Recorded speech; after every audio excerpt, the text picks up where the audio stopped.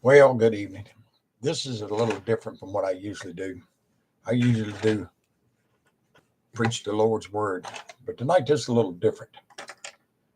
As you can see, or if any of you's been watching the news or whatever, any of you live local that follow me on YouTube, as you know, we've had a major forest fire in our area, and it's affected the communities around us, Amherst County, Botetourt County, Rockbridge, even in the smoke has even gone into West Virginia.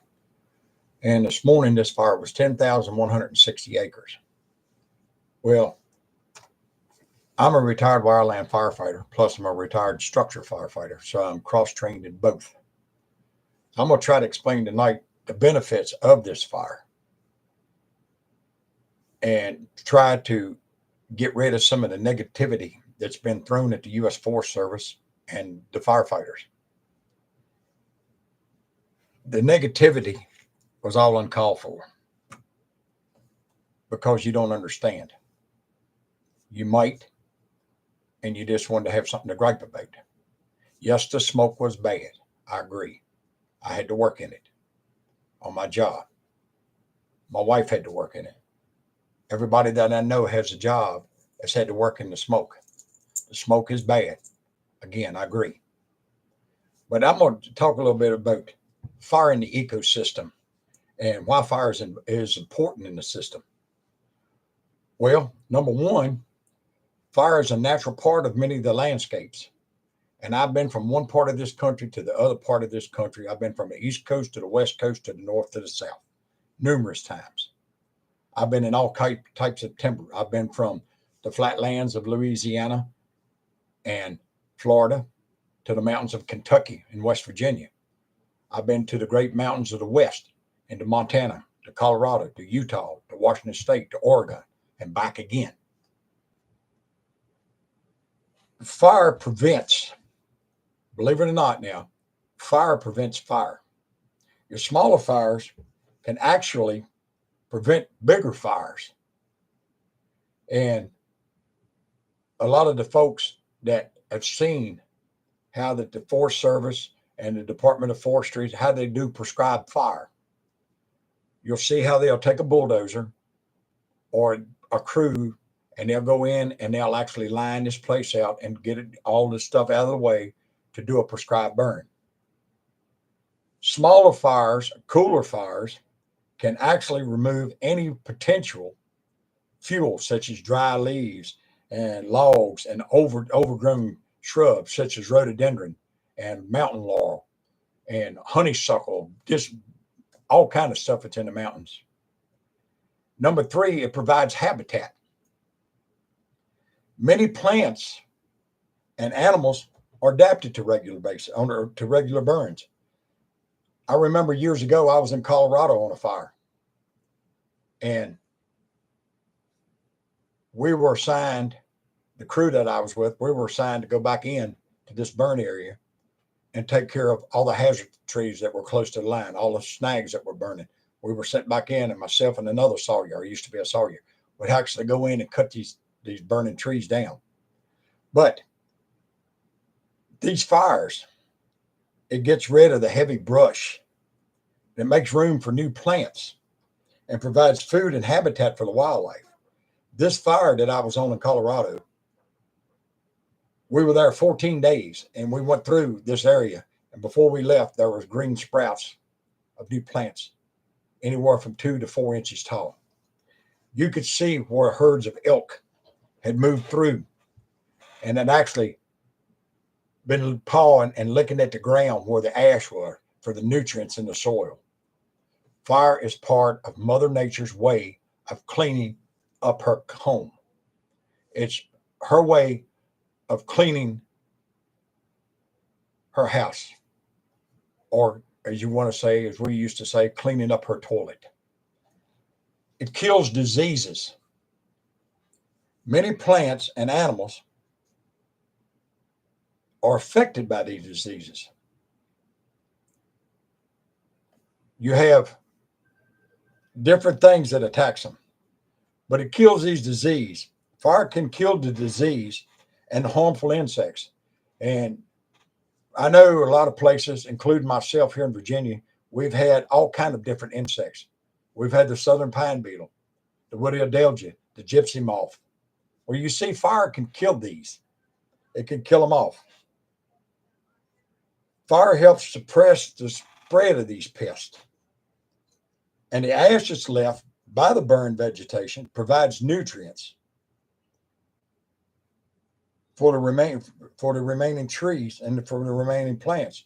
In many cases, the ash left contains the nutrients magnesium, potassium, calcium, and phosphorus. This fire that is burning here in my hometown, well, actually, it's east of me. It's in the James River Wilderness Face. It's a wilderness fire. And I have fought fire in that area before a couple of times. I think my first time was in 1988. It was a lightning strike back in Match Creek. And the mountain laurel and the rhododendron back in there was so thick then it was hard for us to even cut a fire line. Luckily, it was a rain. It was a small fire. Luckily, the rain came up that night and it started to rain and it put it out. We had to go in for at least a week and monitor it, make sure it was completely out, which it was. Now, hopefully, we don't know. We're waiting to see. They're calling on up to 2 inches of rain here tomorrow. Will this rain help? A little bit. I'm going to say a little bit, and I'll explain why. This is a wilderness area, so it has not been burned to this magnitude in my lifetime that I can remember, and I'm 70 years old. But the duff back in this area is, I would say, it's anywhere between a foot to 2 foot, even 3 foot deep. So what's going to happen? This fire will smolder and go down into this duff, and the rain may put it out, but it depends on how hard it rains. If it's a real bad, fast-moving storm, it may knock the flame down that you don't see it and create a lot of smoke, and that may be it. But then if it warms up in the next couple of days, this duff may reignite. Is this fire going to go anywhere? I seriously doubt it, especially if it's on the interior, because everything around it now has been blackened. There are hand lines. There are 317 firefighters here. And to my knowledge, there has never been a structure lost in this community due to a wildfire. And I'm pretty sure we're not going to start now. Well, I should say they're not going to start. Excuse me, but once a firefighter, you get it in your blood, it's still hard to get out. Me, I can't fight them anymore, but I was chomping at the bit to try my best to get up there to help, but I knew I couldn't do it, so I didn't go. But these fires, they remove all the growing underbrush, and it cleans the forest floor. All these years of all the leaf litter and these down trees and all these dead pine. We got a lot of pine here. It opens this canopy up to the sunlight, and it renourishes the soil. These animals will actually lick the blackened soil. Are there any animals killed in there? Probably not. If it is, which I'm probably sure there may be a squirrel or maybe a chipmunk.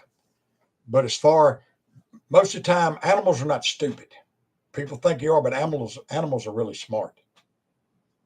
When they smell smoke, they'll run, and they usually run away from it, not into it, away from it. They, like I said, animals are adapted to regular fire, to regular burns. This place burned not too long ago. The last big fire that I was on in there in that area was in the Devil's Marble Yard, which, if I'm not mistaken, it burnt a little over 3,000 acres. But this mountain has been primed for years to burn. The last that I read on the IC report, it's still under investigation. It's still undetermined. Could have been a campfire. I don't know. Could have been somebody hiking the trail and dropped a cigarette. I don't know. Could have been intentionally set. That I don't know. And the only thing I can say from what I read, that the crews had to walk 3 miles in to the fire itself. So if anybody walked 3 miles back in that place to set a fire or something, you need to have this examined. Because if you did set it and the U.S. government finds out you did, I feel sorry for you when they get done with you, because you're going to spend a whole lot of time in jail, a whole lot of time. Personally, I don't know what started it. I do know it was not lightning, because we've not had any lightning storms. I don't know. It's not my place to know. I'm not an investigator. That's up to the people in the red team. But that's just a little heads up. So anytime that you see a fire, don't throw negativity out. Pray for these guys and gals. I mean, they're putting their life on the line to save a tree, to save the forest, to save homes. They're putting their lives on the line. So don't talk negative about them. Pray for them. Ask for God's protection over them. They're doing the best they can. If you've got a job and you've got rules and regulations on your job that says you can't do this and you can't do that, just remember, folks, these firefighters have the same rules and regulations. Their hands are tied to do but so much. They're not allowed to do but so much without the proper authority. They can't do so much unless the higher chain of command gives them the order to do it. Just like your boss at work. If he tells you to go bring a roll of paper towels to put in the ladies' bathroom or men's bathroom, he's giving you an order to go do this. He's asked you to go do it. Same thing with these firefighters. If they're asked to do something, they'll go do it. If they're asked to go cut down a burning tree, if they're qualified to do it, they'll go do it. If they're asked to spend 16 hours on a fire line digging a hand line, they'll do it. And I know, believe me, I've been there and done it. It's not easy.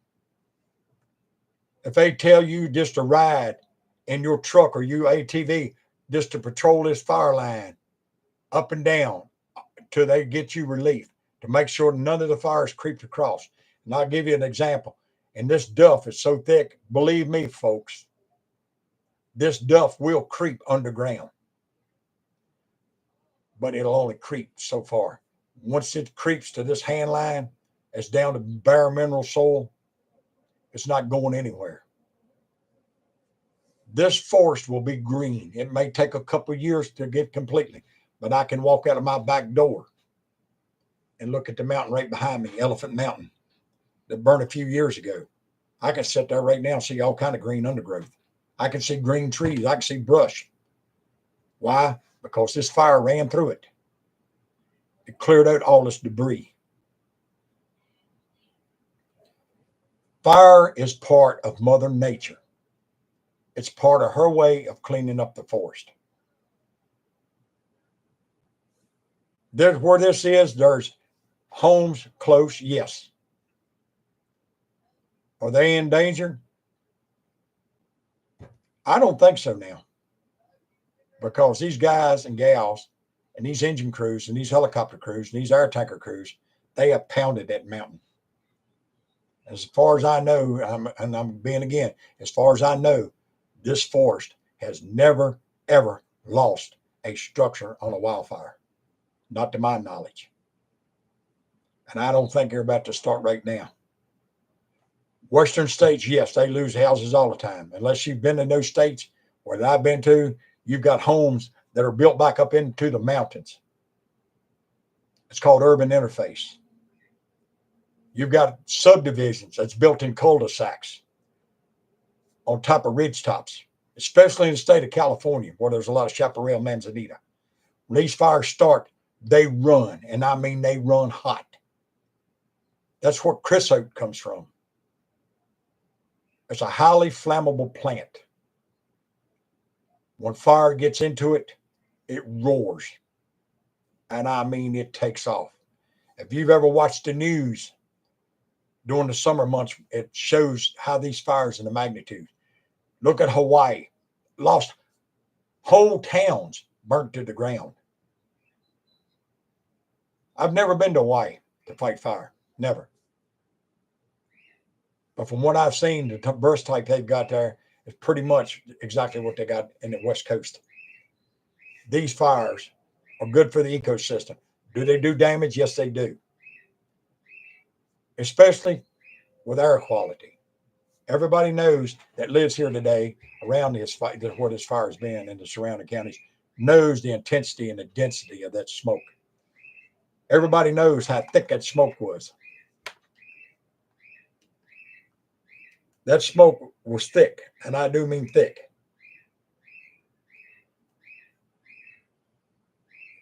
I'm gonna try to do something.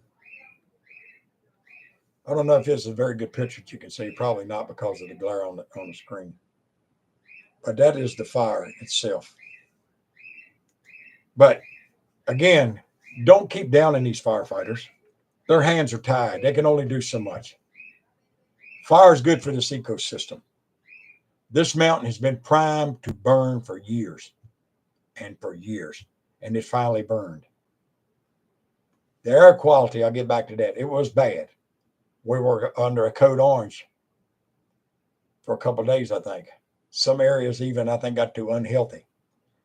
But people are saying, well, they should have done more. Again, their hands were tied. Why didn't they put it out? Again, unless you put on a pair of boots and carried a chainsaw and a shovel to fight a fire, or Pulaski or a rake, then I don't know what gives you the right to down somebody for what they're doing. The air quality it sucked. Schools were closed. People said, why did they close schools? Well, that's a good question. So I'll give you an example. There's a lot of children today that have health issues. There's a lot of grown-ups and elderly teachers, both men and women in the schools, that have health issues. Some have asthma. Some children have asthma. The National Weather Service issued this code orange that if you had asthma or any kind of breathing difficulties, to stay inside, do not go out. So you're going to send these kids to school where they can't go out. I know people, including my wife, that work with autistic children. They can't go outside if you got all this smoke. They have to stay inside, which I don't ask my wife a lot of questions. I don't know if they go outside or not. I'm pretty sure they do on warm days. But you got these children that you're going to send them to school and they can't even go out at recess to play. They're stuck in that classroom all day. So people with asthma, I know people that have asthma. My wife, my granddaughter, a few of my friends, they have asthma. They can't even go out of their house because they can't breathe. They're playing it smart. They're staying inside. So that's a reason. The air quality. Does it have an impact on the environment? I'm sure it does, especially on the trees. But one thing about these trees that's in this wilderness area, you can cut no timber in there because it's a designated wilderness area. So keep these firefighters in your prayers. And remember that fire is part of this ecosystem. Fire is part of Mother Nature cleaning up her forest. People say this is global warming. I call horse feathers on global warming. I'm going to say this because I'm a minister. This is not global warming. This is God's warning. Because the Bible said that he would destroy this world with fire. He's been trying to wake this world up. Nobody wants to listen. Look at this country and the countries all around the world that have had these magnitude wildfires. Greece, the United Kingdom, Australia. The list goes on and on. And from what I read about the fire in Hawaii, this is the biggest, most destructive fire that Hawaii has ever had in its history. So that was just a little short thing on the ecosystem and how fire helps. So instead of griping at these people, why didn't they do more? Thank them. You see we have firefighters that I've seen that are as far away as California, New Mexico. I talked to an engine crew the other night from Minnesota. You got to realize this. Will they demobilize these crews and send them home before Thanksgiving? I can't make that decision because I'm not part of a red team. But they may not. They may hold them here for a couple of days more to see what this rain's going to do. So if they don't and they're here, guess what? Guess where they're spending Thanksgiving? Protecting homes and land for people that they don't even know. Why? Because it's their job. They're trying to protect homes, protect structures, protect the forest. So don't down them. Thank them. It could be your home they're protecting. It may be a friend's home that they're here to protect. They're putting their life on the line to protect something that belongs to somebody that they don't know. So thank you. This was just a little short thing on to do this. So God bless you.